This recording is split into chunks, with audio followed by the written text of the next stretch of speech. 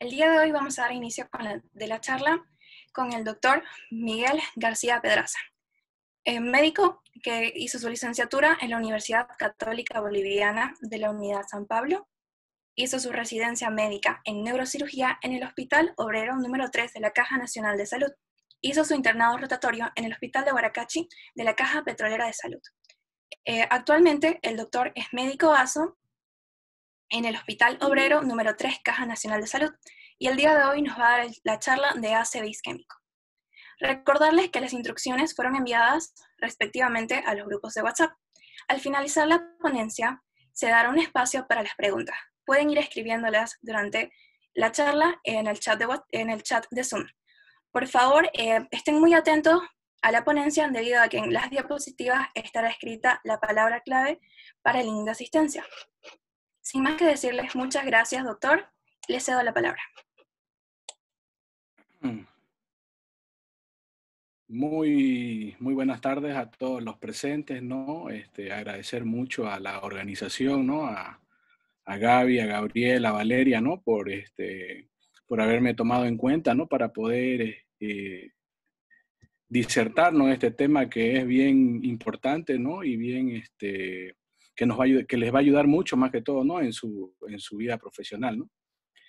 En segundo lugar, quería pedir disculpas, ¿no? Porque, bueno, estamos empezando un poquito tarde, ¿no? Bueno, fue mi culpa, ¿no? Porque tuve problemas con la computadora. Lastimosamente no sé utilizar bien el tema de compartir en Zoom y ahí estuvo el problema. Pero bueno, ya un poquito tarde, vamos empezando, ¿no? El día de hoy vamos a continuar con lo que son las disertaciones, ¿no? Ya el primer día empezó mi profesor, ¿no? Y colega ahora, el doctor Fernando Molina, exponiendo lumbalgia. El día de ayer, igual mi colega y compañero, el doctor Alex Vaca, ¿no? Con el tema de enfermedad hemorrágica. Ahora vamos a seguir con lo que es el accidente o la enfermedad cerebrovascular isquémica.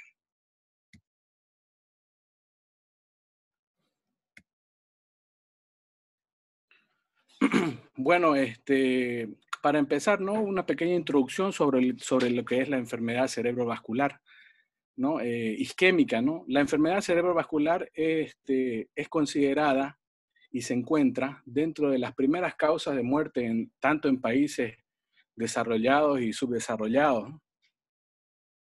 También podemos decir que es un importante problema de salud pública, ¿no? En Bolivia y en el mundo entero. Representa una potencial causa de muerte, también de discapacidad. Además, es la primera causa de invalidez en las personas adultas a nivel mundial.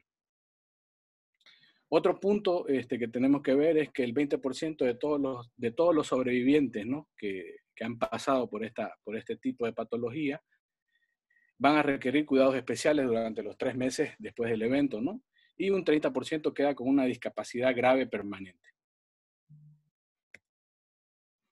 Aquí vemos unos pequeños gráficos, ¿no? Donde se ve en la parte izquierda inferior, ¿no? Un cerebro, ¿no? Un parénquima cerebral, la parte lateral, ¿no? Y aquí en la parte superior, ¿no? Se ve, ¿no? Una zona infartada que ya vamos a ir hablando a medida que vaya pasando las diapositivas.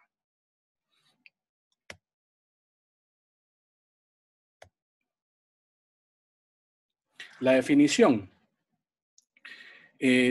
Según la OMS, ¿no? La Organización Mundial de la Salud, se define a la enfermedad cerebrovascular como el desarrollo rápido de signos de disturbios de la función tanto global como focal, ¿no? Que persisten más de 24 horas o más.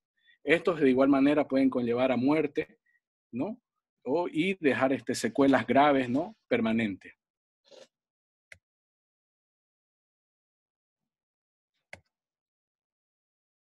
Epidemiología, ¿no? Bueno, a nivel mundial, la enfermedad cerebrovascular es la segunda causa de muerte, ¿no? En todo el mundo, estando detrás del infarto agudo de miocardio y, en tercer lugar, las enfermedades pulmonares obstructivas crónicas, ¿no?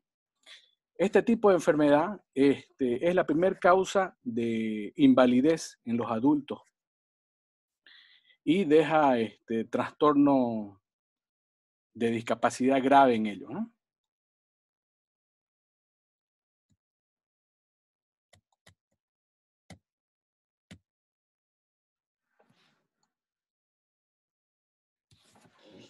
Bueno, para entender lo que es la enfermedad cerebrovascular isquémica, nosotros tenemos que tener una idea general de la anatomía de la irrigación cerebral, ¿no? Esto es muy importante. Esto es muy importante, ¿no? Porque si ustedes quieren entender la enfermedad cerebrovascular, tienen que poder comprender y tener una visión general de lo que es toda la anatomía de las arterias cerebrales y de la irrigación que dan a todas las estructuras, tanto del parénquima cerebral y del tronco cerebral, ¿no? Es por eso que vemos aquí, ¿no? En esta imagen se ve el circuito cerebral, ¿no? El circuito arterial cerebral, ¿no? Vemos aquí abajo, ¿no? Están los troncos, el tronco brachiocefálico naciendo de la aorta, ¿no? Del lado derecho, que va a dar dos arterias, ¿no? Que son la arteria subclavia y la arteria carótida primitiva. Esta misma se va a dividir a nivel del borde superior del cartílago tiroides, ¿no? Se va a dividir en lo que es la carótida interna y la carótida externa. Lo mismo del lado izquierdo, ¿no? La diferencia con el lado izquierdo es que no va a nacer de lo que es el tronco brachiocefálico, sino que nace del mismo callado aórtico, ¿no? De la aorta, ¿no? Vemos aquí la carótida primitiva, ¿no? Y la arteria subclavia, ¿ya? Más arriba vemos, ¿no? Acá que la carótida va a continuar, ¿no? Va a dar sus diferentes curvaturas, sus diferentes segmentos, ¿no? Tiene 7 segmentos la arteria carótida interna, ¿no? Va a ascender para dar sus dos ramas terminales, que son la arteria cerebral media y la arteria cerebral anterior. Que estas en conjunto, ¿no? Van a dar sus colaterales y van a formar lo que se llama el polígono de Willis al anastomosarse con la circulación posterior, ¿no? Aquí atrás, todo lo que hemos hablado ahorita es la circulación anterior. La circulación posterior ya vendría a darse por las arterias vertebrales, que son estas que estamos mostrando acá. Las arterias vertebrales, ¿no? Que son en número de 2, van a formar la arteria basilar, van a dar las arterias cerebrales posteriores, y estas cerebrales posteriores se van a anastomosar con la arteria comunicante posterior, y así de esa manera formando lo que es el polígono de Willis. Esta idea tenemos que tenerla bien clara, ¿no? Para poder entender lo que es la enfermedad cerebrovascular isquémica.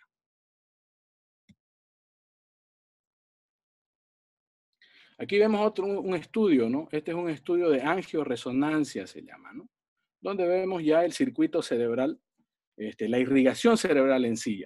Ya vemos aquí las dos arterias carótidas, las dos cerebrales medias, ¿no? Las cerebrales anteriores, aquí comunicadas, ¿no? Por su arteria comunicante anterior, y vemos que, ¿no? Se comunica lo que es la circulación anterior con la circulación posterior, mediante las arterias comunicantes posteriores.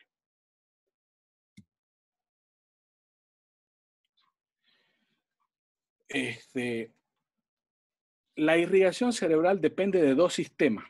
El sistema carotídeo, ¿no?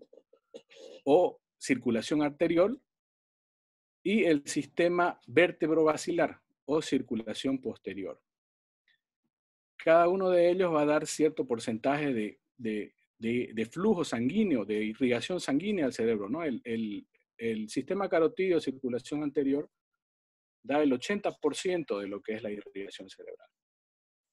¿Por qué el 80%? Porque irriga la mayor parte del cerebro, ¿no? Irriga todo lo que son los lóbulos frontales, temporal, parietal, ¿no? Y estructuras profundas, ¿no?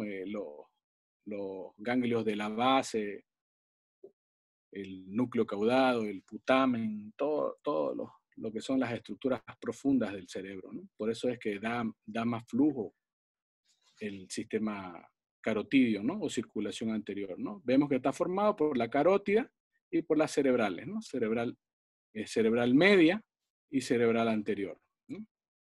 En esta angiografía, aquí vemos esta imagen, ¿no? Lo que se ve es una angiografía cerebral dinámica. Nos está mostrando los diferentes segmentos, ¿no? Que tienen las arterias cerebrales. Vemos aquí la cerebral media, ¿no? Que va a dar su segmento M1, que es desde su bifurcación, desde su nacimiento, desde la carótida, hasta la bifurcación, esta bifurcación que ven acá, ¿no? Ahí van a formarse las M2, después las M3 más superiores y las M4 corticales, ¿no? Las M3 o el segmento opercular, igual se llama. Y por el otro lado, acá podemos observar la cerebral anterior, ¿no? Que nos va a dar irrigación a todo lo que es el tercio medial del parénquima cerebral. Toda la parte del medio, interhemisférica, ¿no? Está irrigada por lo que es la arteria cerebral anterior, con sus diferentes colaterales, ¿no? Aquí, como les comentaba, el del sistema vértebro-basilar, ¿no? O el sistema vértebro-basilar o circulación posterior. Este va a estar constituido por las dos arterias vertebrales que van a formar la arteria basilar, ¿no? Y la basilar va a dar como terminales las cerebrales posteriores, ¿no? Estas cerebrales posteriores se van a anastomosar con la circulación anterior mediante las arterias comunicantes posteriores. Y así de esta manera, formar ese circuito. Es un circuito que se llama el polígono de Willis. Ya vamos a ver para qué sirve ese circuito, ¿no? ¿Cuál es el objetivo del polígono de Willis?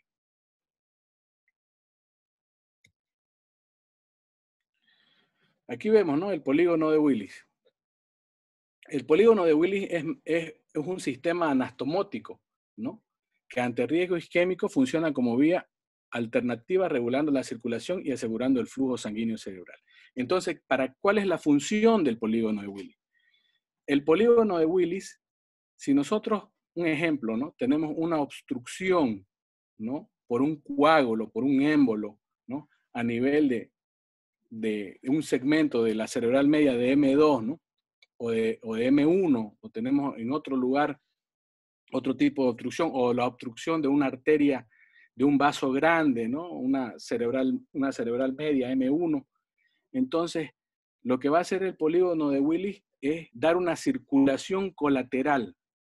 Va a intentar salvar ese tejido que está sufriendo de ese lado, ¿no? El tejido que es irrigado por esa arteria que ha sido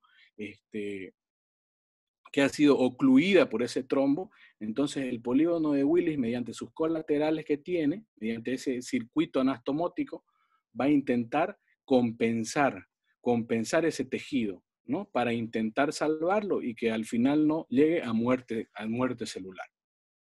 Esa es la función del polígono de Willis. Y aquí, como podemos ver, ¿no? Está el polígono formado acá. Estas son las arterias cerebrales anteriores, aquí en la parte superior, las dos que están comunicadas, ¿no? Por lo que es la arteria comunicante posterior. Y aquí vemos cómo la circulación anterior se comunica con la circulación posterior mediante su arteria comunicante posterior, ¿no? Y de esta forma, o de esta manera, van a formar lo que es el polígono de Willis, que ya sabemos para qué sirve, ¿no? Siguiente. Aquí vemos otro estudio de angio. Esto es una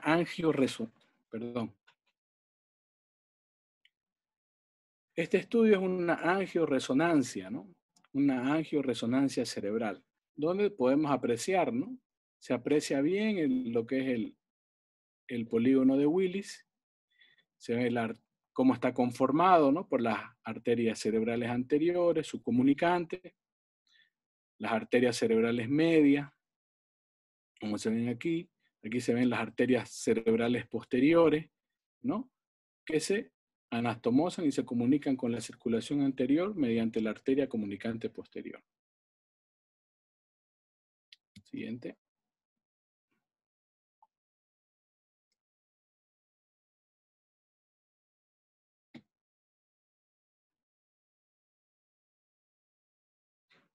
Este es un gráfico, ¿no? Donde podemos ver, ¿no? De igual manera, todo lo que es el circuito arterial, ¿no? Conformado tanto por la circulación posterior acá, ¿no? Y la circulación anterior, ¿no? Están cortadas las carótidas, por eso no se las ven las carótidas acá. Si ustedes las ven, estos estos dos puntos de acá son las carótidas, que dan las diferentes ramas, ¿no? Las cerebrales medias y las cerebrales anteriores.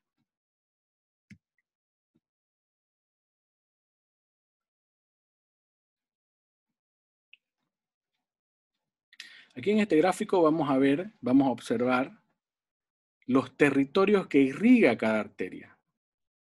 Todo lo que está aquí con verde, con este verde medio celeste, ¿ya?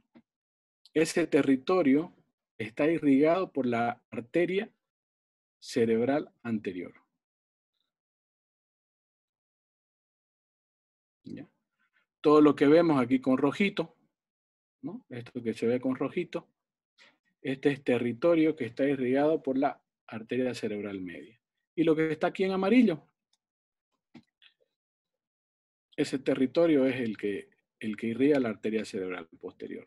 Aquí nosotros estamos viendo al parénquima cerebral desde una vista lateral, ¿no? Estamos viendo la cara lateral del cerebro, ¿no?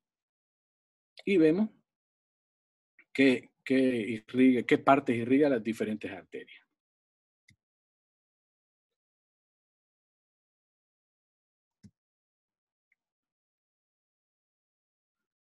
En el siguiente gráfico, ¿no? Lo que vamos a observar es el tercio medial de lo que es la cara interna interhemisférica, ¿no? De lo que es el parénquima cerebral, de la corteza. Todo esto de aquí. Es toda la zona que está en la región interhemisférica, la parte interna del cerebro, ¿no? Vemos aquí, ¿no? Toda la corteza, todo lo que está con este verde, está irrigado por la arteria cerebral anterior. Aquí vemos el lóbulo frontal, ¿no? Aquí está el parietal, occipital aquí atrás, temporal este. Vemos el cuerpo calloso aquí, ¿no? Todo lo que está con verde es la arteria cerebral anterior. Lo que está con rojito, la cerebral media. Y lo que está con amarillo es la arteria cerebral posterior. ¿Vemos? Cerebral anterior, cerebral media y cerebral posterior, ¿no? Siguiente. El flujo sanguíneo cerebral, ¿no? ¿Qué es el flujo sanguíneo cerebral? El flujo sanguíneo cerebral se define como el volumen de sangre que atraviesa un territorio del encéfalo en cierto tiempo. Este va a ser directamente proporcional a la presión de perfusión cerebral e inversamente proporcional a la resistencia vascular cerebral, ¿no? El flujo sanguíneo cerebral normal, ¿ya? Es entre 50 a 55 ml en 100 gramos minuto, ¿no? Eso es lo normal, el flujo que tiene que estar normalmente, o sea, es el flujo que tiene que haber para que el metabolismo celular sea normal, ¿no? Para que las células produzcan lo que es energía, el ATP, ¿no? Puedan producir sus potenciales de acción, hacer la transmisión eléctrica, ¿no? Para elaborar todo lo que son esos potenciales de acción. Tiene que tener un flujo de 50 a 55 ml 100 gramos minuto. Cuando ocurre lo que sucede aquí, como vemos en este gráfico, ¿no? Por un trombo se ocluye lo que es aquí la arteria cerebral media, ¿no? Entonces toda esta zona de cerebro, ¿ya? Va a disminuir su flujo sanguíneo cerebral. Va a bajar el flujo sanguíneo cerebral. Cuando ese flujo llega entre 10 a 15 ml, 100 gramos minuto, eso se denomina la zona de penumbra, ¿no? ¿Qué significa eso? Que ese tejido está sufriendo, ¿no? No está recibiendo la suficiente oxigenación, ni tampoco glucosa para poder realizar todas sus funciones neuronales normales, ¿no? La formación de energía, la transmisión el intercambio iónico no está ocurriendo de manera normal. Pero todavía hay cierta función, por eso es que se denomina zona de penumbra. Todavía puede rescatarse esa zona. Cuando el flujo sanguíneo disminuye aún más, de 8 a 10 ml 100 gramos minuto, ya ahí aparece lo que es una interrupción de la actividad neuronal. O sea, ya la célula ha sufrido tanto que ya no está formando o no están produciendo los potenciales de acción, no hay ese intercambio iónico que tiene que haber entre el sodio y potasio. Entonces ya la célula está muriendo, en otras palabras, ¿no? Está muriendo.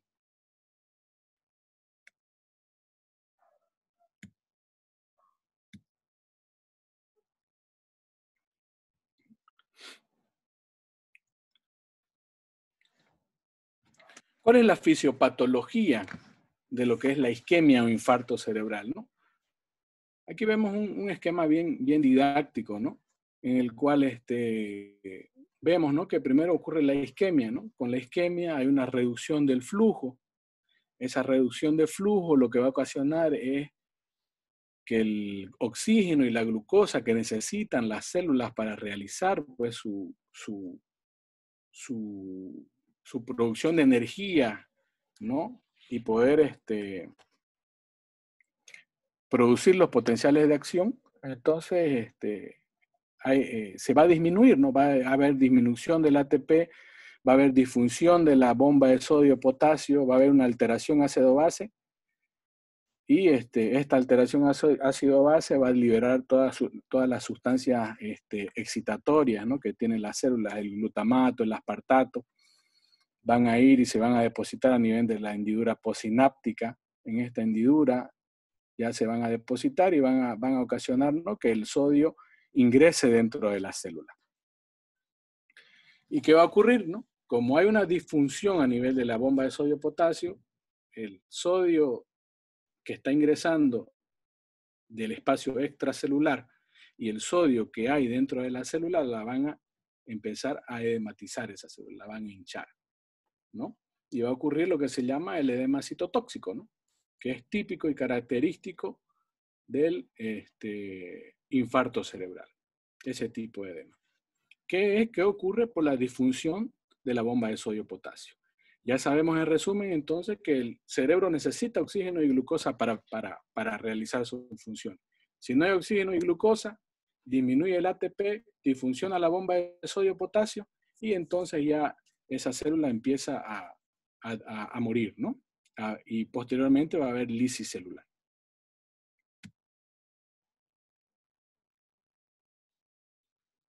Bueno, ya hablamos un poco de manera general de lo que es la anatomía y la fisiopatología, ¿no? Anatomía para conocer y de manera general y saber, ¿no?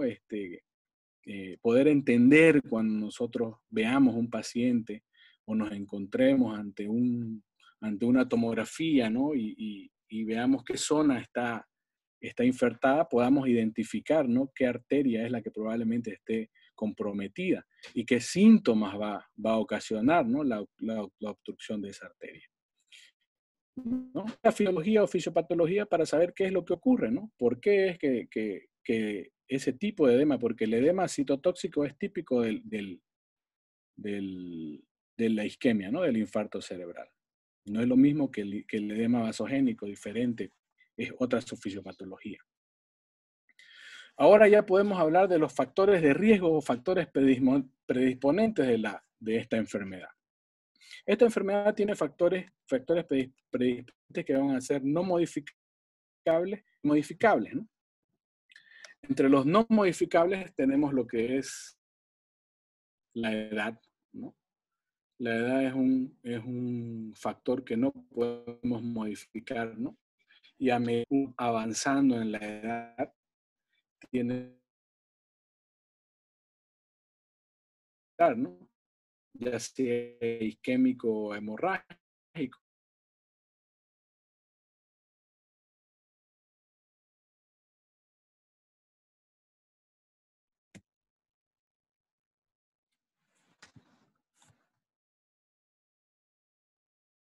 Perdón. La raza, ¿no? La raza es otro factor que no es modificable, y los factores genéticos, ¿no? Esos son factores que son no modificables.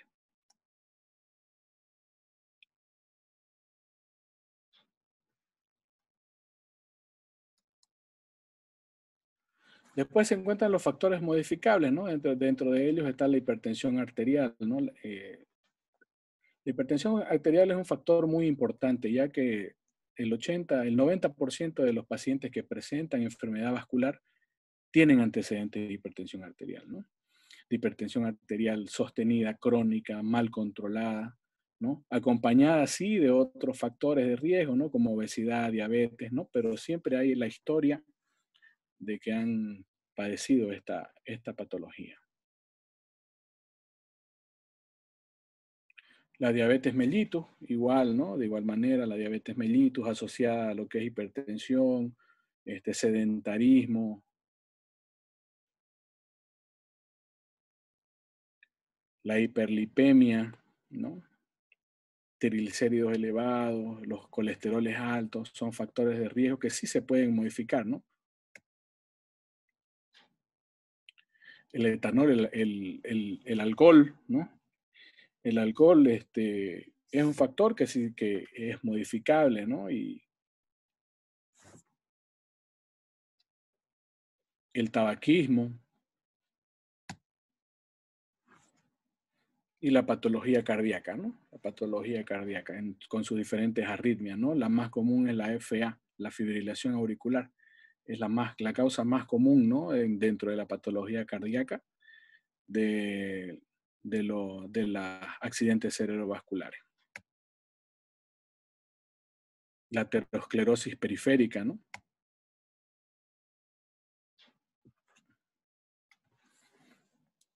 ¿Cómo lo podemos clasificar al ACV isquémico, ¿no? Se puede clasificar de acuerdo a la localización de las lesiones, podemos clasificarlo de acuerdo al territorio vascular comprometido, ¿no? Pueden ser enfermedades se lo clasifica por enfermedad de grandes vasos y de pequeños vasos, ¿no? Tiempo que duran los síntomas, ¿no? Y el etiológico, ¿no? Aquí vemos un esquemita, ¿no? De lo que es la clasificación del accidente vascular cerebral, ¿no? El isquémico en un 80%, el hemorrágico en un 20%. Es menos común el hemorrágico, eso comentaban ayer en el tema del día de ayer, ¿no? Dentro de eso, la hemorragia intraparenquimatosa y la hemorragia subaracnoidea, ¿no? que es menos frecuente. Sin embargo, el accidente vascular isquémico es por lejos, de lejos, ¿no? El que más ocurre en un 80%, ¿no? Podemos dividirlo en lo que es isquemia cerebral transitoria, ¿no?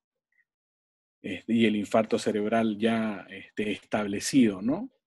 Este mismo puede ser causado por aterosclerosis de grandes vasos, enfermedad de pequeño vaso, como les comentaba.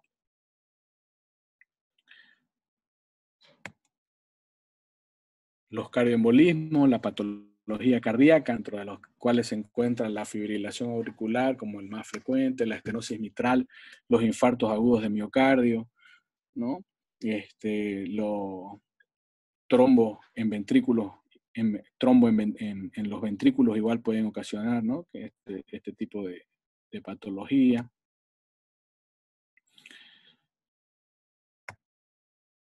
Y de las causas indeterminadas. Bueno, aquí lo que les quería mostrar es una tomografía normal, ¿no?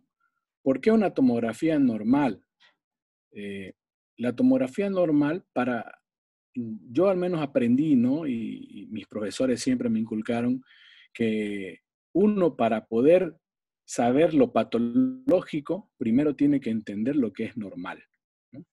Entonces, por eso acá tenemos una tomografía de cráneo simple, sin contraste, ¿no? Con sus cortes axiales,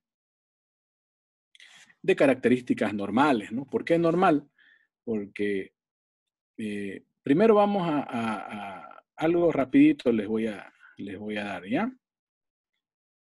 Nosotros dentro de lo que es tomografía nos manejamos con las densidades. En En la tomografía de cráneo hay tres tipos de densidades. Hay la isodensidad, ¿no? Que eso es esto que ustedes ven acá de color plomo, que es el parénquima cerebral. Eso es isodenso.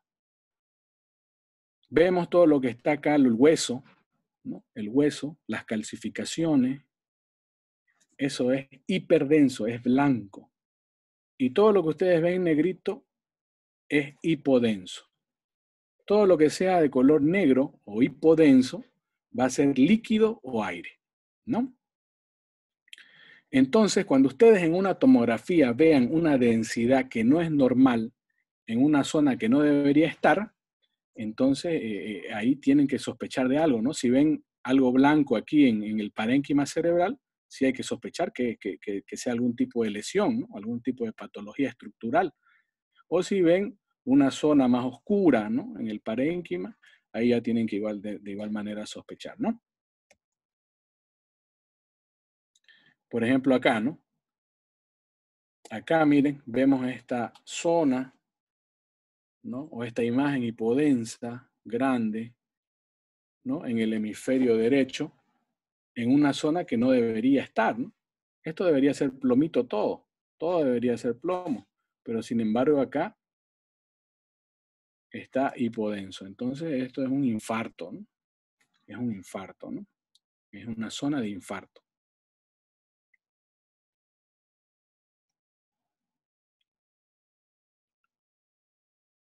Sigamos, ¿ya? Cuando nosotros nos encontramos ante una enfermedad vascular isquémica, les llegó el paciente, ¿no? Están trabajando en emergencia, les llega un paciente de 60 años con un cuadro clínico de inicio súbito. Esa es la característica de la enfermedad vascular, que es de inicio brusco, de inicio súbito. Usted está ahorita bien, después de 2 minutos está mal, ¿no? Está respirando mal, no puede mover la mitad del cuerpo.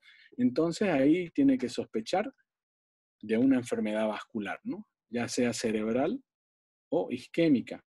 Es por eso que se hace la tomografía. La tomografía de inicio nos va a diferenciar lo que es un accidente vascular isquémico de un hemorrágico. Y aquí les quería mostrar estas diferentes imágenes porque cuando uno realiza la primera tomografía es para diferenciar, ¿no? Si es hemorragia o si es isquemia. Y la gran mayoría no hay muchos cambios, no muestra muchos cambios. Pero en algunos casos sí hay signos indirectos de un ictus, ¿no? O de un ataque cerebral. Como por ejemplo acá en el primer gráfico, ¿no? De la izquierda superior, ven esa imagen hiperdensa ahí donde está la flechita. Eso se llama el signo de la cuerda o el signo de la arteria cerebral media hiperdensa, se llama, ¿no? Este es un signo de un accidente vascular isquémico, de esta arteria, ¿no? Si ustedes comparan con el otro lado, miren, no hay, ¿no? No está hiperdenso ahí, y ahí sí, ¿no? Entonces este es un signo indirecto de enfermedad vascular isquémica. En el segundo cuadro podemos ver aquí este punto blanquito, que igual es un signo indirecto, ¿no? El signo del punto se llama. Ese signo del punto, si ustedes lo ven, lo comparan con el otro lado, no hay, ¿no? Sin embargo, aquí sí está el signo del punto. Ese igual es un signo indirecto de un compromiso de la arteria cerebral media. Aquí en el cuadro inferior, derecho e izquierdo, ¿no? Derecho de su pantalla, perdón, van a ver cómo todos los surcos y las fisuras del parénquima se pierden, se colapsan. Esto es por edema cerebral, ¿no? Por hinchazón del cerebrito. Si ustedes comparan el lado derecho con el lado izquierdo, ¿no? Van a ver que esto Esto de aquí que se ve negrito, ¿no? Todo lo que se ve negro, como les dije, es líquido, ¿no? Entonces, en el lado contralateral, en el lado derecho, no hay. No hay. Entonces, el borramiento de surcos y suras es un signo indirecto igual de un accidente vascular isquémico. ¿Mm? Sigamos con la próxima.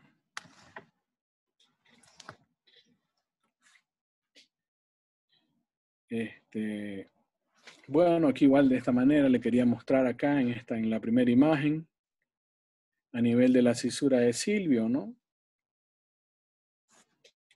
A nivel de la cisura de Silvio podemos ver acá cómo todas las surcos y las cisuras se han borrado, ¿no? Si ustedes observan el lado contralateral, no hay, ¿no? Igual aquí. Todos los surquitos están borrados, ¿no? Si comparan un lado con el otro, van a ver cómo no hay cisura de Silvio, no hay los surcos a nivel de la ínsula, no se encuentran. Aquí en la parte inferior vemos una angiotomografía donde podemos evidenciar la amputación. Si ustedes ven acá y comparan este lado con el otro, van a evidenciar que a este nivel está obstruido, ocluido, y no hay flujo, no está llegando sangre a toda esa zona. Y se está infartando, ¿no? Eso es lo que es el accidente vascular. Aquí pueden observar, ¿no? Las ramas más corticales, que esas se perfunden mediante sus ramos piales, ¿no? Son otros ramos anastomóticos de la corteza que van a intentar salvar esa zona. Pero es que ya se puede objetivar, ¿no? Se puede ver que están ocluida esa arteria, ¿no? De igual manera, aquí en la angiografía cerebral dinámica, ¿no? Se ve cómo viene la arteria carótida, la cerebral media con buen flujo, buen llenado, y vemos cómo aquí a nivel de M1 se corta el flujo y toda esa zona se va a infartar. ¿Mm? Esa es una angiografía cerebral dinámica. Sigamos. Bueno, aquí les quería mostrar, ¿no? Diferentes imágenes que he conseguido, ¿no? Para diferenciar los diferentes territorios, ¿no? Arteriales comprometidos. Acá podemos ver que, recuerden, al principio de la disertación que hablamos de que la arteria cerebral anterior irriga todo lo que es el tercio medial del parénquima, ¿no? La parte interna, interhemisférica. Como podemos ver entonces, este es un infarto de la arteria cerebral anterior. Por eso es que está esa zona de color oscuro, de color hipodenso. Esta zona hipodensa es zona de infarto. Esto es una embolia, un ACV isquémico, ¿no?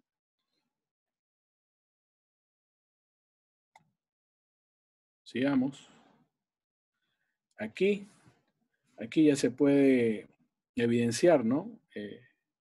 Esta zona hipodensa, hemisférica derecha, correspondiente al territorio de la arteria cerebral media, ¿no? Si recuerdan, la arteria cerebral media irrigaba todo lo que es la cara externa del parénquima cerebral, ¿no?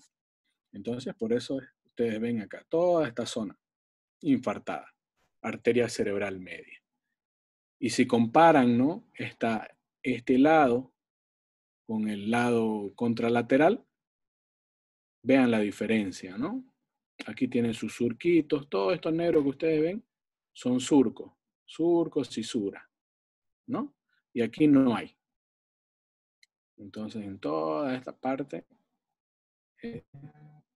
puro cerebro dañado, lesionado ya. Sigamos.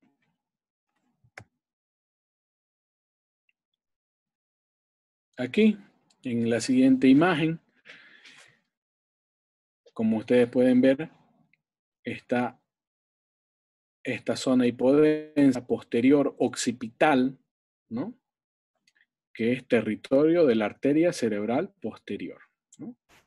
Toda esta zona está irrigada por la arteria cerebral posterior. Por eso es que se ha marcado, ¿no? Este es un infarto de esa arteria.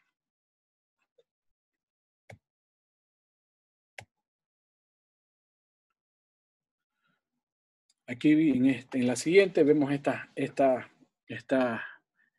imágenes puntiformes a nivel de los ganglios basales que corresponde a un tipo de infartos. Se llaman infartos lacunares o en lagunas, ¿no?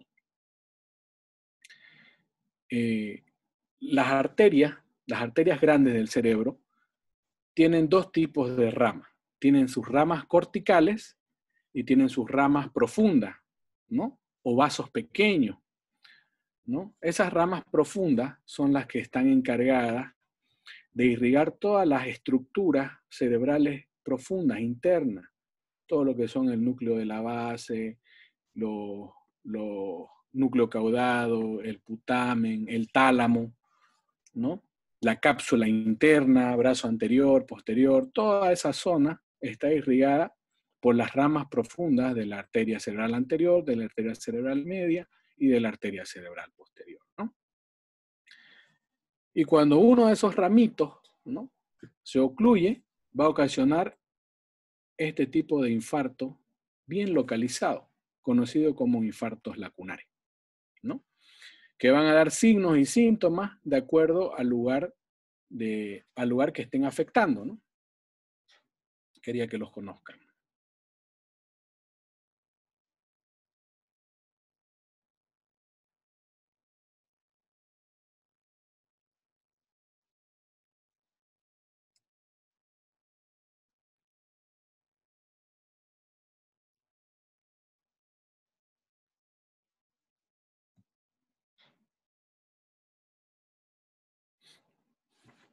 Aquí vemos otra imagen, ¿no?, donde se evidencia igual en la tomografía del lado izquierdo. Podemos ver, ¿no?, una imagen hipodensa, profunda, ¿no?, a nivel de los ganglios de la base, ¿no?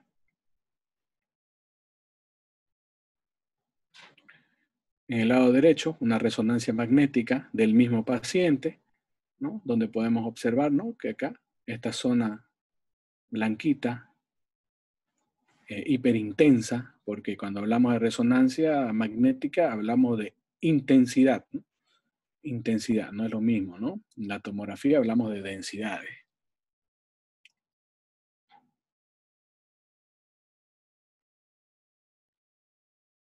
El cuadro clínico. El cuadro clínico de cada paciente va a ser es bien individualizado, ¿no? Porque depende de la zona que está afectada en el cerebro, ¿no? Depende de la arteria, de la zona que se afecta. Por ejemplo, ¿no?, si está afectada la arteria cerebral anterior, entonces van a tener un cuadro clínico, ¿no? Van a tener su hemiplegia contralateral, su hemihipoestesia contralateral del miembro inferior, ¿no?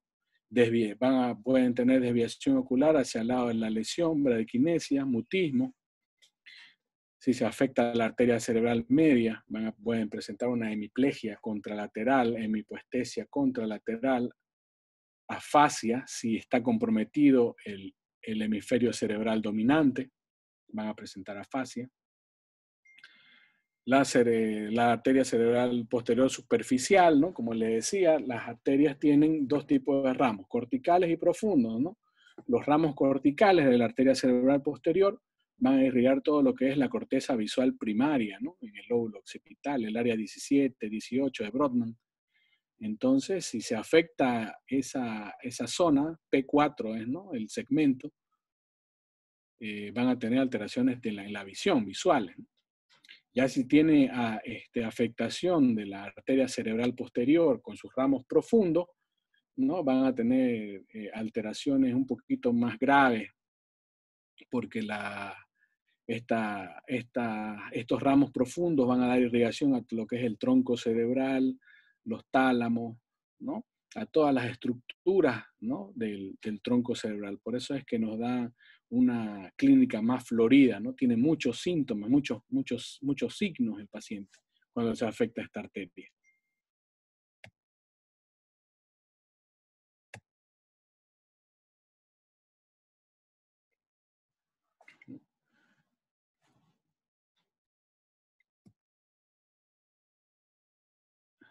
Lo vemos el accidente isquémico transitorio. De esto siempre van a escuchar, ¿no?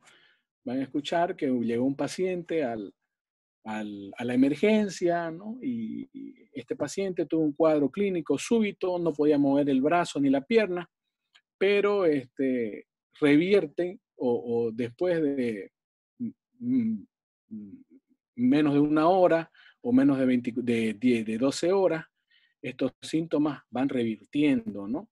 ¿Esto qué significa? Que la arteria que se ocluyó se volvió a permeabilizar y el flujo sanguíneo se restauró. Es por eso que recuperan, ¿no? Para que se considere un ataque isquémico transitorio, tiene que revertir de manera espontánea y en menos de 24 horas, ¿no? Esas son sus características. Otra característica es que no muestra ningún tipo de lesión a nivel de la resonancia o a nivel de la tomografía, ¿no? Lo que tienen sí es que los AITs tienen mucho riesgo de hacer un infarto cerebral en la siguiente semana. Por eso es que tienen que tener un control riguroso, hacer sus controles con su neurólogo y tomar todo o realizar todo el tratamiento, la prevención primaria que se llama, ¿no? O ya vamos a hablar sobre eso más adelante.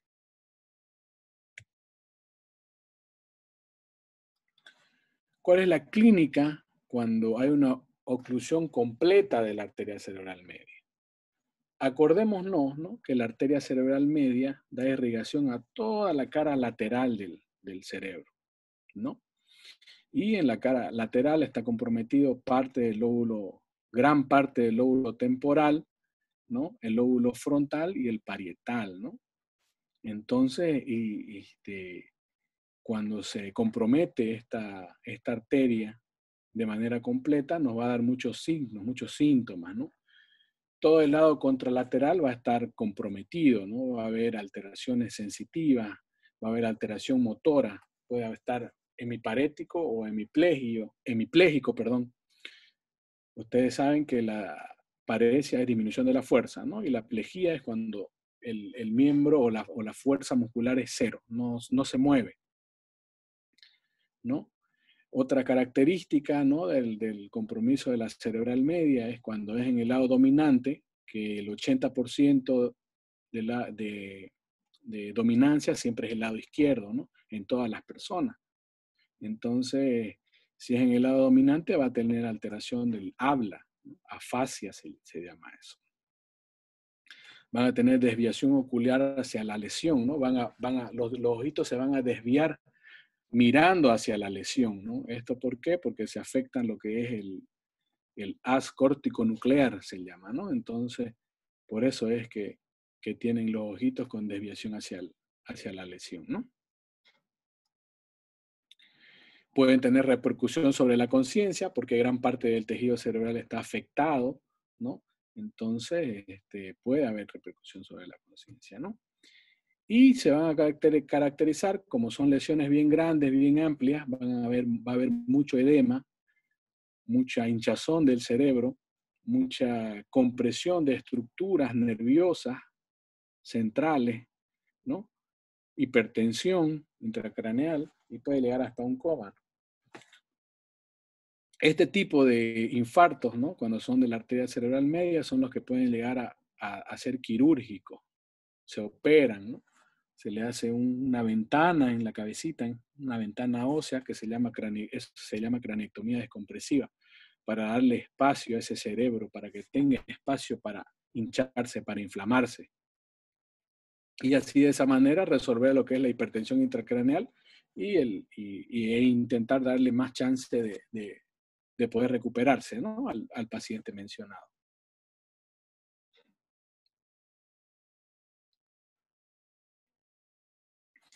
Aquí podemos ver, ¿no? Este es un infarto o un accidente vascular isquémico de la arteria cerebral media, ¿no? Comprometido el territorio de la arteria cerebral media. Toda esa zona hipodensa, ¿no?, en territorio de arteria cerebral media, ¿no? Comprometiendo lo que es la corteza, parte de la ínsula, perdón, ¿no? Acá en la segunda vemos, esta es más corteza, ¿no? En la segunda aquí vemos, ¿no? Todo lo que es la corteza insular, el lóbulo insular, lóbulo de la ínsula se llama. Y aquí vemos la zona hipodensa correspondiente a un accidente vascular de arteria cerebral media.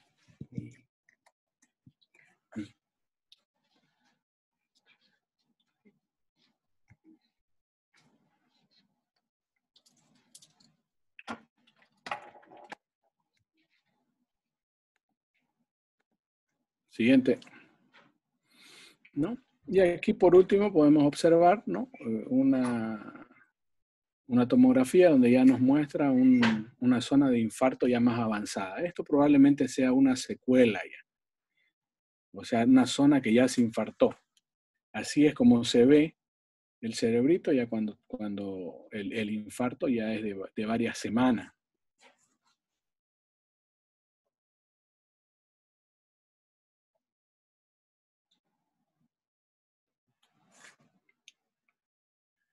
Después, cuando tengamos una oclusión de la arteria cerebral anterior, ¿no? La arteria cerebral anterior, por la zona que irriga, sabemos que es el tercio medial, la parte interna, va a dar irrigación a todo lo que es la zona de la función motora, o sea, el área 4 de Brodmann, que maneja la piernita del lado contralateral. Entonces, si ustedes tienen un infarto de la arteria cerebral anterior a nivel proximal, ¿no? Porque pueden haber infartos proximales y distales, ¿no? Generalmente entonces cuando tengan ese tipo de lesión a ese nivel, van a tener paresia o hipoestesia del miembro inferior del lado contralateral. O sea, solamente la piernita no van a poder mover y la van a sentir adormecida, la pierna. Esa es la característica, ¿no? de los infartos de arteria cerebral anterior. Perdón. Igual pueden tener incontinencia urinaria, apraxia, trastornos del comportamiento, porque el lóbulo frontal en su parte anterior, en su región frontal basal, va a tener funciones del comportamiento, ¿no? Aquí podemos observar en las imágenes, podemos ver, ¿no? Cómo el territorio de la arteria cerebral anterior está comprometido, ¿no?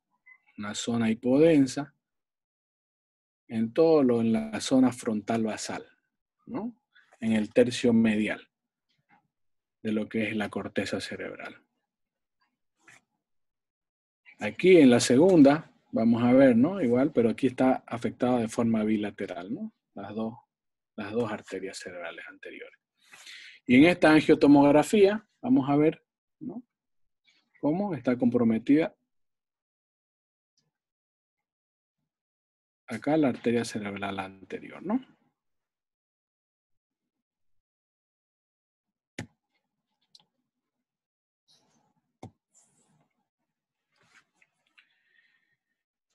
Esto es lo que les explicaba hace un momento, ¿no? La clínica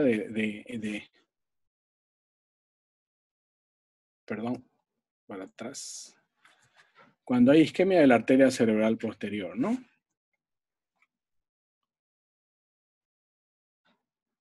La arteria cerebral posterior tiene todas tienen ramos corticales y ramos profundos, ¿no? Los ramos corticales, ¿no? Si se afectan, van a tener ustedes lesiones a nivel de la corteza cerebral, ¿no? Y vemos aquí en esta zona el lóbulo occipital, ¿no? En esa zona se encuentran las áreas primarias visuales, 18, 19. Entonces van a tener alteraciones en la visión. Y sus ramos profundos, ¿no? Que los ramos profundos van a dar irrigación a todo lo que es la parte superior del mesencéfalo, ¿no? el tercer par, el cuarto par, ¿no? Y también dan ramo talámico, ¿no? Como podemos observar aquí. Aquí, como podemos observar, los dos tálamos están afectados, ¿no? Están infartados. Esto se llama infarto talámico bilateral o síndrome de Percheron. Es un síndrome en el cual hay una arteria, ¿no? La arteria de Percheron, que nace a nivel de P1, ¿no? De la cerebral posterior, y va a irrigar los dos tálamos. Entonces se afecta a esta arteria, se infartan los dos tálamos y va a haber un compromiso bien importante de lo que es el nivel de la conciencia en los pacientes. Son infartos raros, pero pueden ocurrir, ¿no? Ocurren.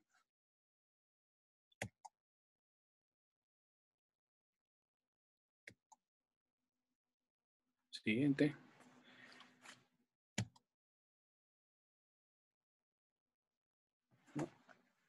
Cuando hay isquemia o oclusión del tronco basilar, ¿no? El tronco basilar es, bueno, está formado por las dos arterias vertebrales, ¿no? Dos arterias vertebrales, el tronco basilar va a dar sus dos terminales, sus ramas terminales, que son las arterias cerebrales posteriores. Ya hemos comentado, ¿no?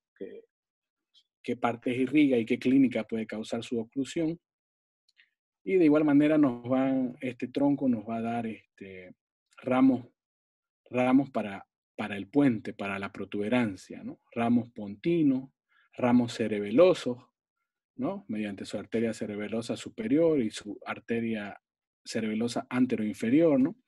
Van a dar las diferentes ramas para la protuberancia y las estructuras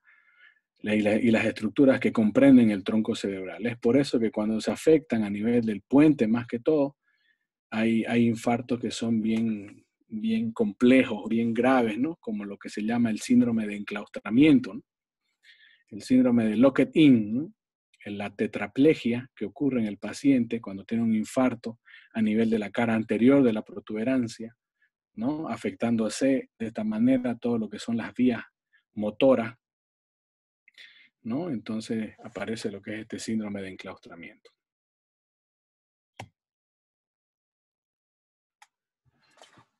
Cuando hay oclusión de la arteria carótida interna, ¿no? Estos infartos generalmente son infartos masivos, ¿no? Porque si se obstruye la arteria carótida interna, entonces va a estar comprometido todo lo que es la circulación anterior, ¿no? Van a estar todo el territorio de la arteria cerebral anterior y de la arteria cerebral media van a estar afectados, ¿no? Va a ser un infarto grande, masivo.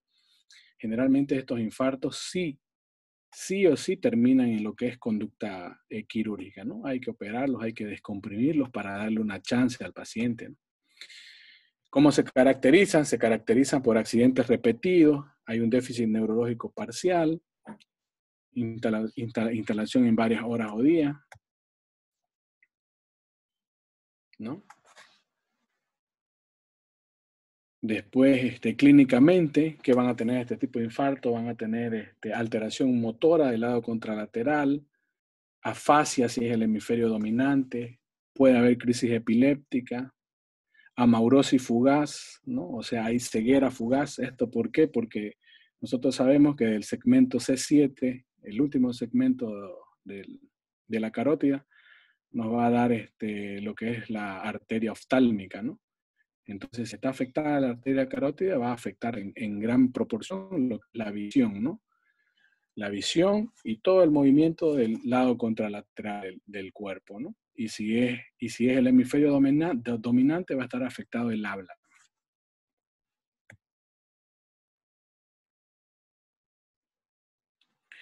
Aquí podemos ver, ¿no? Este es un infarto carotídeo, se llama, ¿no? Un infarto de la arteria carótida interna. Vean ustedes cómo todo el territorio que comprende a la arteria cerebral anterior y cerebral media están comprometidos, ¿no? Solamente se respeta lo que es el territorio de la circulación posterior, ¿no? O vértebro-basilar. Vemos aquí, ¿no? Cómo está todo el territorio vértebro-basilar no está comprometido. Y como ustedes pueden ver, esto es un infarto grande, ¿no?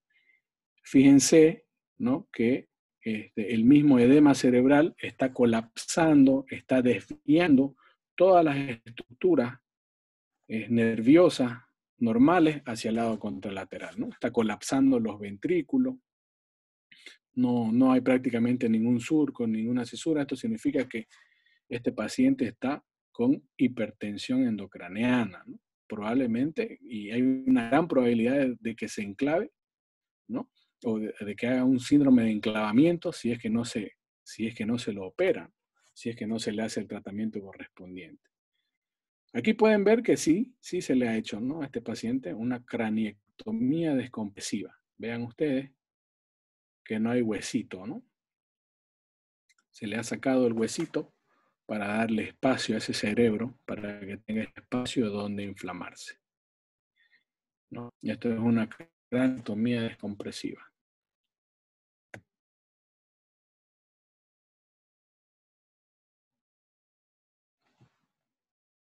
El diagnóstico, bueno, el diagnóstico es tanto clínico como imagenológico, ¿no? Clínico porque ustedes tienen que saber diferenciar la forma de presentación de este tipo de pacientes, ¿no? Como les comentaba, este tipo de presentación es una presentación fugaz, rápida. Ahorita el paciente está bien y dentro de un minuto ya está mal, ¿no? Ya no mueve la mitad del cuerpo, no puede hablar, ¿no? Entonces, esos síntomas ya tienen que hacerlo sospechar a ustedes. La presentación brusca, ¿no? Y en una segunda instancia ya hay que recurrir a todo lo que son los diagnósticos imagenológicos y laboratoriales, ¿no? La tomografía de cerebro es lo principal, ¿no? Es lo principal, ¿por qué? Porque es un estudio rápido, es un estudio accesible, ¿no? Generalmente todos los hospitales tienen un tomógrafo, entonces sí se puede acceder a lo que es una tomografía, a diferencia de una resonancia magnética, ¿no?, que es más compleja, toma más tiempo y es de más difícil de conseguir, ¿no?, de poder hacer. En algunos hospitales, ¿no? Porque hay otros hospitales, lugares, ¿no?, que sí tienen, ¿no?, cuentan con su tomografía y con su resonadora, entonces ustedes sí pueden acceder, ¿no?, a hacer estudios de difusión, perfusión, ¿no?, para ver en qué grado está afectado el cerebro, ¿no? Pero la tomografía es esencial, ¿no? Porque nos va a diferenciar, nos va a dar la diferencia, la pauta, o es hemorragia o es isquemia. Eso nos va a decir la tomografía. Y eso nos va a dirigir hacia el tratamiento, ¿no? Porque el tratamiento de una isquemia y una hemorragia es totalmente diferente. Es por eso que es de importancia, ¿no?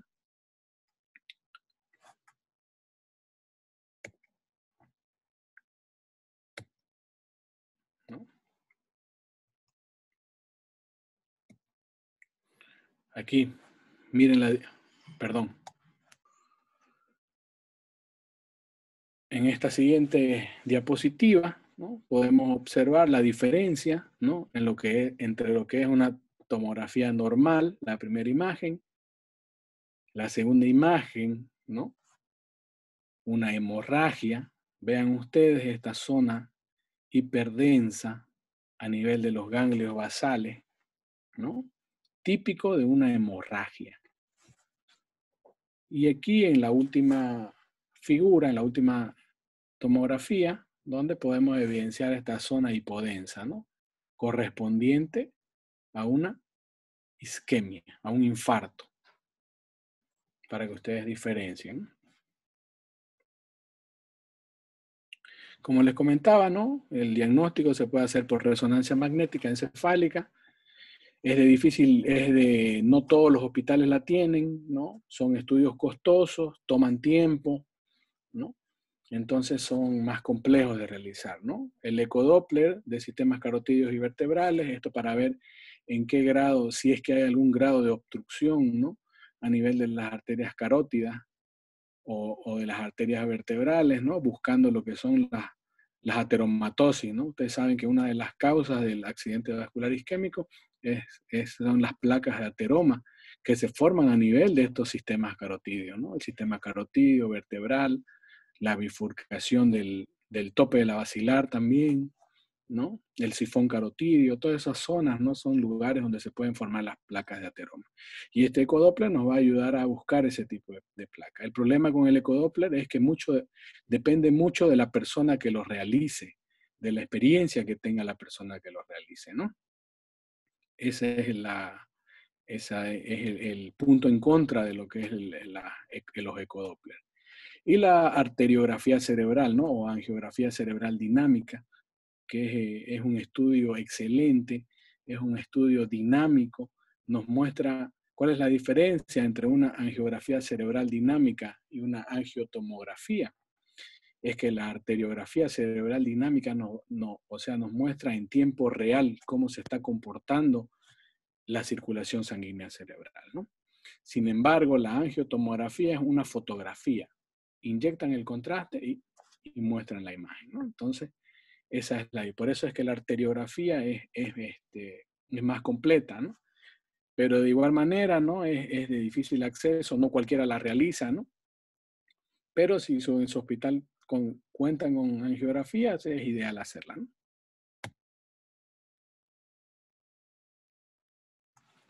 El tratamiento, ¿no? Bueno, el tratamiento igual el tratamiento del accidente vascular isquémico es bien dinámico, va cambiando de acuerdo a las guías, a las recomendaciones, a las actualizaciones que van ocurriendo año a año, ¿no? Cada año van saliendo las nuevas guías, las nuevas recomendaciones, y en función de eso va cambiando lo que es el tratamiento. Más que todo, ¿no? El tratamiento en la fase aguda, ¿no? Fase aguda, hablando de lo que es la trombólisis. Ahí es que cambia mucho, ¿no? En las guías. ¿Qué es lo que es recomendado, no? Cuando a ustedes les llega o llega a emergencia, a reanimación, un paciente con un accidente vascular isquémico, hay que siempre hacer una monitorización cardíaca, ¿no? Ver que no aparezca ningún tipo de arritmia, que el paciente no tenga ningún tipo de bloqueo, ¿no? Bloqueo cardíaco, ¿no? Las soluciones tienen que ser soluciones isotónicas, hay que prevenir la deshidratación del paciente, hay que mantener unos buenos niveles iónicos, ¿no? A nivel del medio interno. El oxígeno, acuérdense que la célula necesita de oxígeno y de glucosa para realizar su metabolismo, sus funciones normales, ¿no? Producir sus potenciales de acción.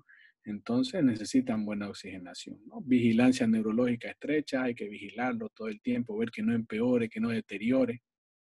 La posición nos ayuda bastante a lo que es evitar la hipertensión endocraniana, el edema cerebral, ¿no? Porque al colocarlo al paciente en una posición semi-Fowler, vamos a facilitar lo que es el drenaje venoso, y de esa manera vamos a ayudar a disminuir la presión cerebral.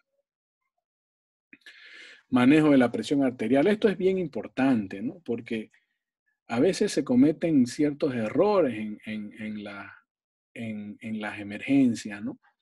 No vamos a decir en todas, pero sí ocurre, ¿no? Que ven que llega un paciente con un accidente vascular isquémico o hemorrágico, ¿no? Y lo primero que hacen es bajarle la presión arterial. Pues eso está mal. No es correcto bajar la presión arterial. Peor bajarla de golpe, ¿no? No se tiene que bajar de golpe la presión arterial. Ya les explico por qué. Esto porque si ustedes disminuyen de forma brusca la presión, van a disminuir la presión de perfusión cerebral, ¿no? Y eso les va a ir en contra de lo que es salvar el tejido circundante a la isquemia, o sea, la zona de penumbra.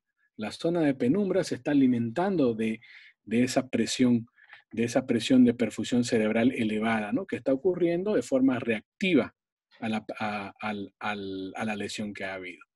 Entonces, por eso no hay que bajar la presión arterial, ¿no? Solamente se trata la presión arterial si está por arriba de 185 la presión sistólica o la diastólica arriba de 110. Ahí pueden utilizar, ¿no? Los diferentes esquemas.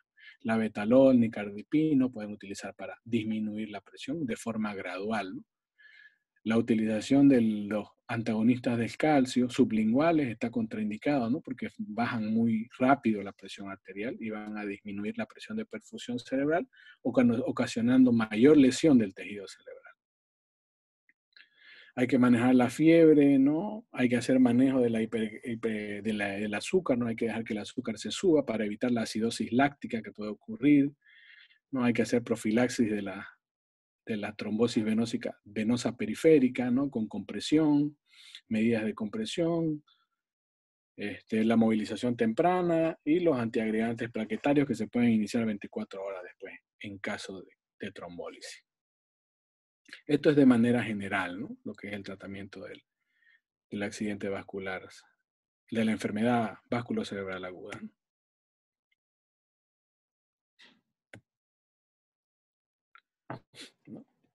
Otra forma en la cual la pueden dividir, ¿no? Lo que es el tratamiento de la enfermedad vascular es la prevención primaria, tratamiento de la fase aguda y la prevención secundaria.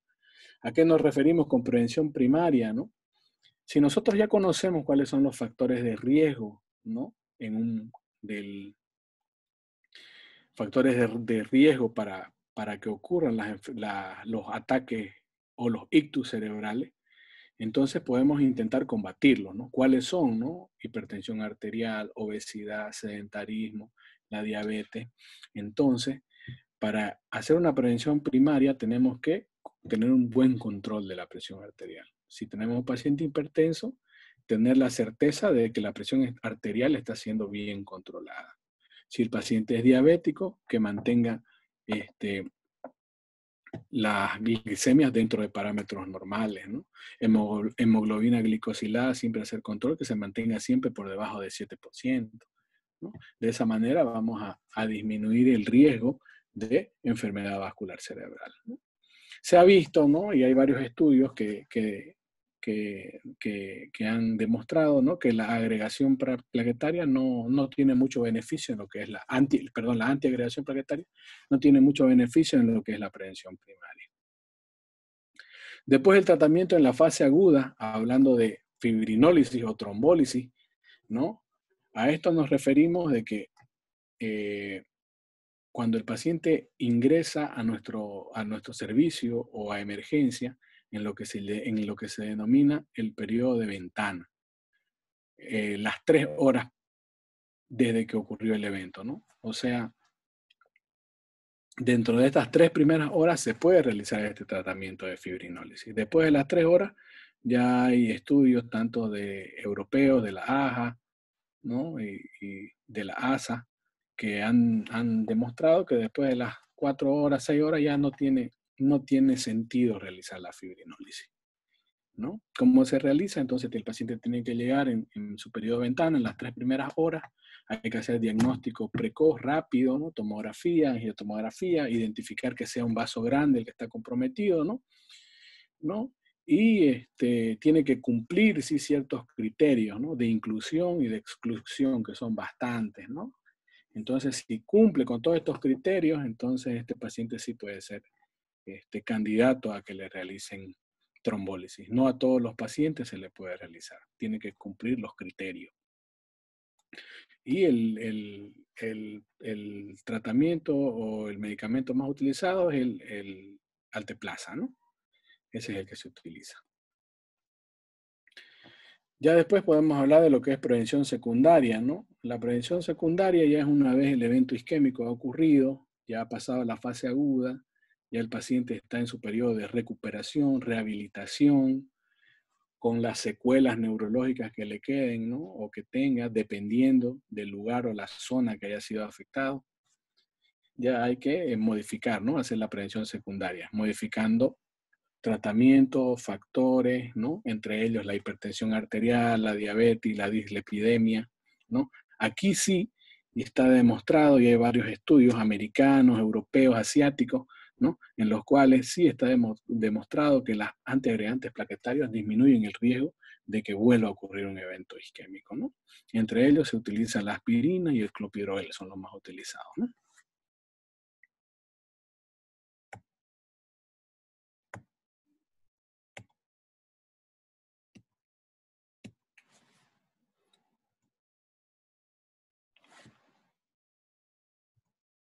¿no?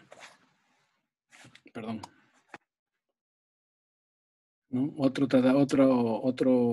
medicamento que se utilizan, las estatinas, ¿no?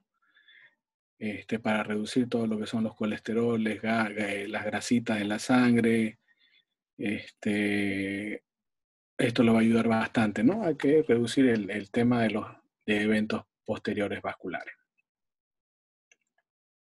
Bueno, esto ha sido ya el final de la presentación. He intentado ser lo más concreto, lo más conciso, ¿no? Intentar hablar sobre cosas que realmente les ayuden a ustedes, ¿no? Les sirvan en su vida profesional.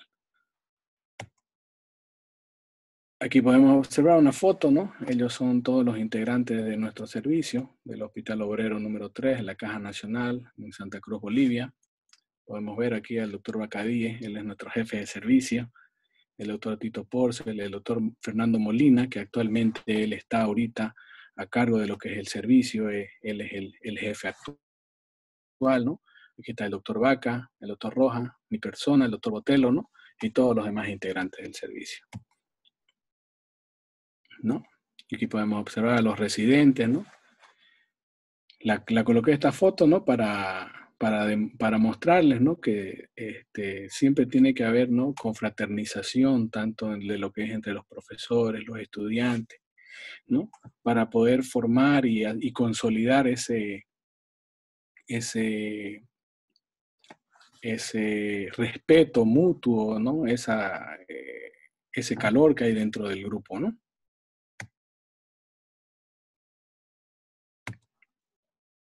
Y listo. Muchas gracias. Muchas gracias, doctor. Ha sido una muy excelente ponencia. Todos estamos muy agradecidos. Ahora vamos a comenzar con la ronda de preguntas que va a estar a cargo de Maribel Vargas y Melissa Calderón. Buenas noches, doctor. La primera pregunta que tenemos es de Juan Arce y dice, ¿los ACV suelen darse en el ámbito extrahospitalario y cuáles son las medidas iniciales para prevenir daños en el traslado de la ambulancia?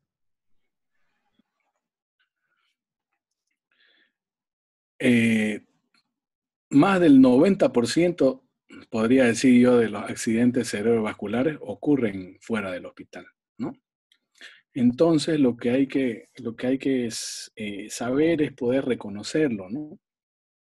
Ya les expliqué, ¿no? Que entonces los ACV se presentan de forma brusca, súbita. Si ustedes tienen a algún familiar o algún amigo, ¿no? Que de forma brusca no pueda hablar o sienta que toda la mitad del cuerpo está pesada, ¿no? Está disminuyendo la fuerza, entonces ustedes ya nomás tienen que sospechar de que ese paciente está sufriendo un ataque isquémico, ¿no? O un ataque vascular. Lo que tienen que hacer en ese momento es de manera inmediata llamar a su servicio de emergencia, ¿no? Y trasladar al paciente al ámbito hospitalario, ¿no? Toda enfermedad vascular tiene que ser tratada en el hospital, ¿no? Ya si es un paciente que se deteriora, que tiene un neurodeterioro súbito, ¿no? Que pierde la conciencia, ¿no? Y se desmaya, cae, golpea contra la superficie dura, contra el suelo, ¿no? Hay que ver, ¿no? De qué forma cayó o si alguien presenció cómo cayó para intentar proteger el cuellito, la vía aérea, ¿no? Vía aérea, ustedes lo conocen, el ABC de la vida, ¿no? Vía aérea, ventilación, circulación, ¿no? Tienen que proteger el cuellito, eso es lo que se puede hacer, ¿no? De forma extrahospitalaria. Para manejo extrahospitalario, ustedes siempre tienen que manejarse con lo que es el ABC de la vida. Vía aérea, ventilación y circulación. Y hablar al servicio de emergencia para que lo trasladen, ¿no? De forma rápida.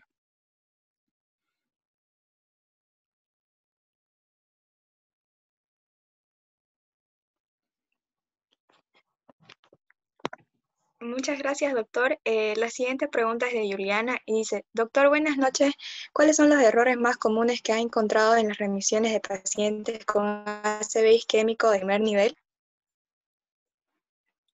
¿Me repite la pregunta, por favor? Se cortó, no pude escuchar. Ya. Dice, ¿Cuáles son los errores más comunes que ha encontrado en las remisiones de pacientes con ACV isquémico de este primer nivel? ¿Cuáles son los errores más comunes que se ha encontrado en las remisiones de pacientes con ACV isquémico? Sí, doctor, esa es la pregunta. Sería pedirle a la persona que la hizo que la reformule porque no entiendo, o sea, los errores comunes en las remisiones de pacientes. En remisión quiere decir, ¿a qué se refiere? O sea, cuando uno transfiere, transferencia, porque remitir es cuando se pierde algo, ¿no? Cuando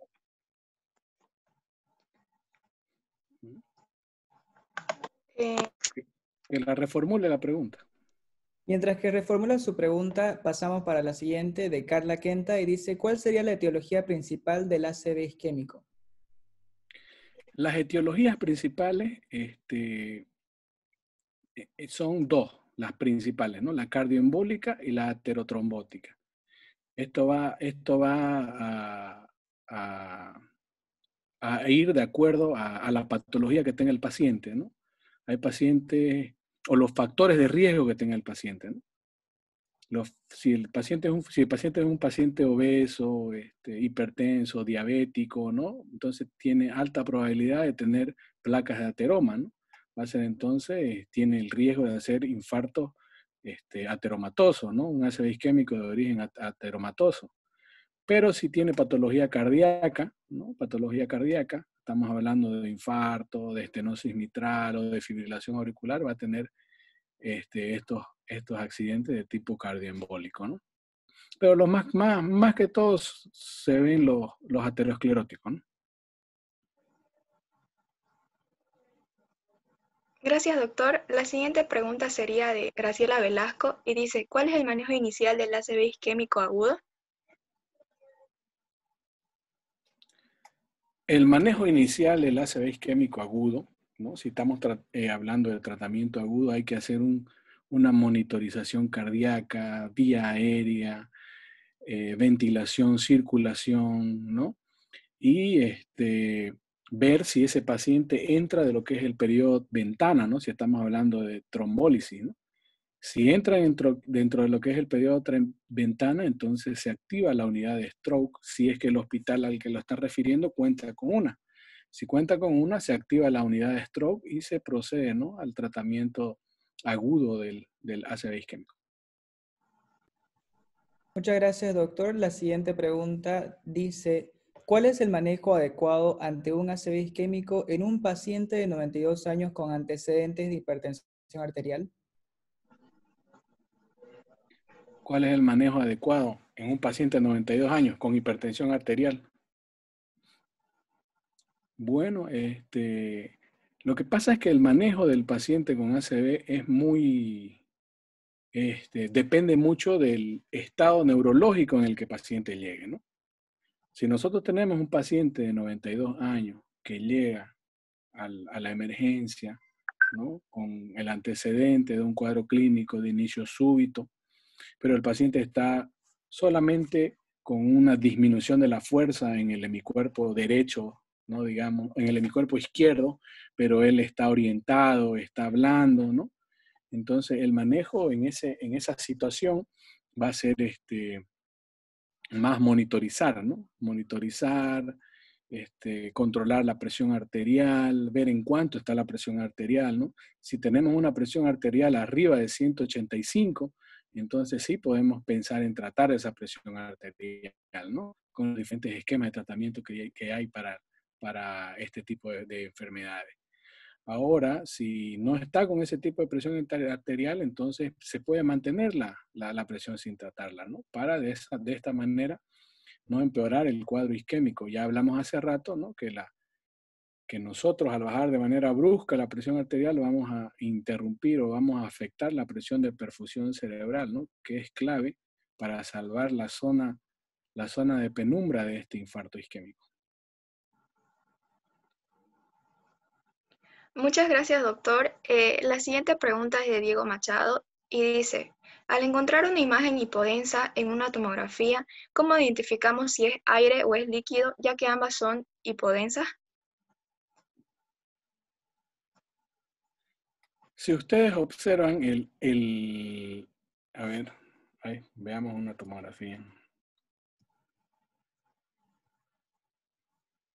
La densidad del agua y del aire no es la misma.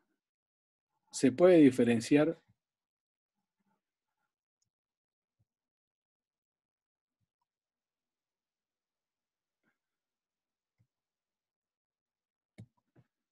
Miren en esta imagen, en la primera, ¿no? ¿Ya? Todo lo que es acá el sistema ventricular, ¿no? Esta zona isodensa que ustedes ven es líquido. Tiene una densidad diferente al aire. Aquí, adelante, donde está el puntero, ¿no? Eso es aire. Esos son los senos, ¿no? Los senos neumáticos del cerebro. Fíjense ustedes que la densidad no es la misma. La densidad aire es diferente a la densidad agua. Entonces, ya uno con la práctica y viendo las tomografías todos los días, ya incluso puede detectar cuando hay aire dentro del cerebro, que cuando hay aire dentro del cerebro se llama neumoencéfalo. Eso no es normal, ¿no? Encontrar aire dentro del parénquima cerebral no es normal, ¿no? Y se diferencia porque las densidades del agua y las densidades del aire son diferentes, no es la misma. Muchas gracias, doctor. La siguiente pregunta es de Rosario Olivera. Dice, ¿qué tan frecuentes son los infartos lacunares?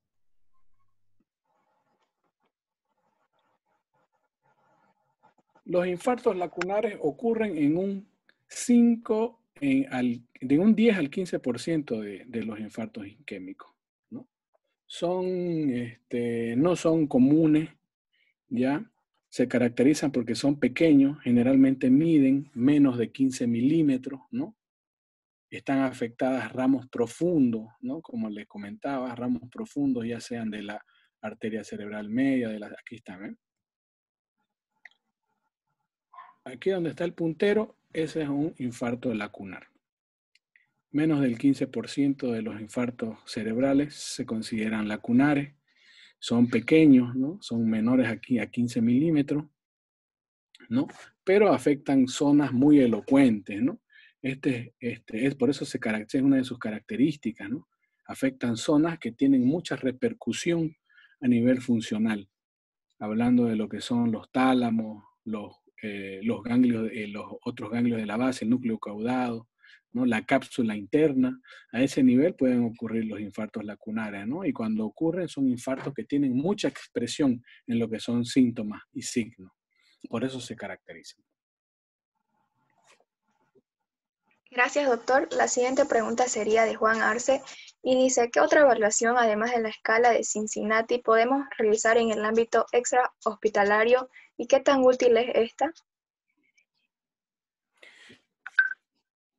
Podemos utilizar se llama la escala de Nayes, ¿no? El tema o el problema con la escala de Nayes es que es una escala que contempla muchos parámetros, ¿no? Hay que evaluar la fuerza motora en ambos miembros superiores, en ambos miembros inferiores, hay que evaluar la sensibilidad, ¿no? En miembros superiores, inferiores, evaluar si el paciente está con afasia, no está con afasia, si hay alteración de la conciencia, en qué grado está alterada la conciencia. Entonces es una escala muy compleja que comprende muchos parámetros para evaluar. Pero si se logran tener la mano, ¿no? Entonces lo ideal es utilizar la escala de Nayes para la valoración de los pacientes con enfermedad vascular isquémica, ¿no? Muchas gracias, doctor. La siguiente pregunta sería de Jordi Peñaranda y sería, ¿un paciente con ACV isquémico transitorio se debe hacer anticoagulación o tratamiento antitrombótico posterior al cuadro? No, antitrombótico no se debe hacer, ¿no? Tratamiento antitrombótico, ¿no? Con un paciente con accidentes isquémicos transitorios a repetición, hay que buscar la causa, ¿no? Ver si es cardíaca, si es ateromatosa, dónde está, ¿no? Y sí hay que antiagregarlo, ¿no? Si estamos ante un paciente con accidentes isquémicos transitorios, ¿no? Que han aparecido, han ocurrido en varias oportunidades, ese paciente tiene que estar antiagregado, ¿no? Ya sea con aspirina o con clopidogrel, pero no antitrombótico, como digo. Muchas gracias, doctor. La siguiente pregunta sería, de Carlos Ávila, ¿de qué depende de que haya conversión hemorrágica de un evento isquémico?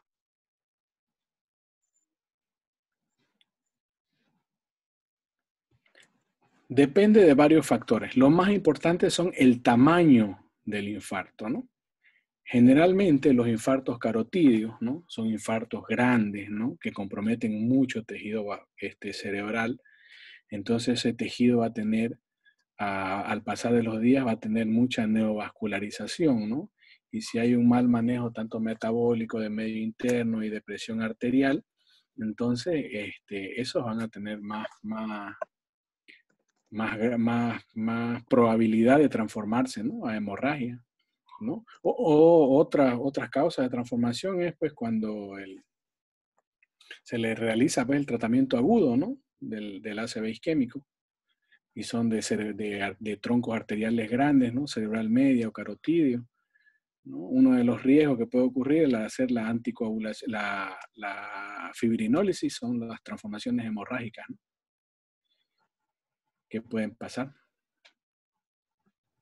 Muchas gracias, doctor. Para concluir la ronda de preguntas, tenemos la siguiente que dice, en el traslado del paciente de primer nivel a tercer nivel con ACV isquémico, ¿qué solución parenteral se debería poner en el caso que el paciente sea hipertenso? Hay que utilizar soluciones isotónicas, ¿no? Independiente de la presión arterial del paciente, ¿no? Pero no hay que pasarle grandes volúmenes de líquido, ¿no? Generalmente se pasa de 2.000 a 2.500 ml en 24 horas, ¿no? Eso sí es que no tiene ninguna repercusión hemodinámica o no aparece ningún signo de alarma para descontinuar esa solución. Lo que sí se debe evitar en este tipo de pacientes son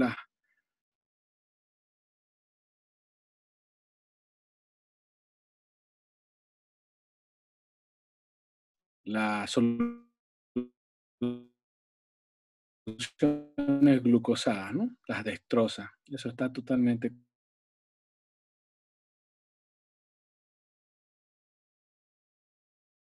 contraindicado, ¿no? Acudir a nuestra formación. También deseamos dar un agradecimiento especial a CTO. Y este es un pequeño espacio, doctor, para que usted nos hable. ¿Hay una palabra que desee decir? Bueno, quiero agradecerles, ¿no? Y felicitarlos a todos ustedes, ¿no? Por la iniciativa que han tenido, ¿no?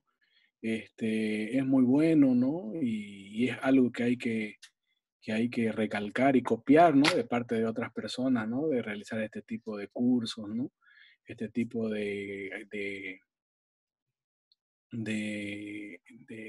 instrucción académica, ¿no? Con estos temas que son bien importantes y es bien que todos lo sepamos, ¿no?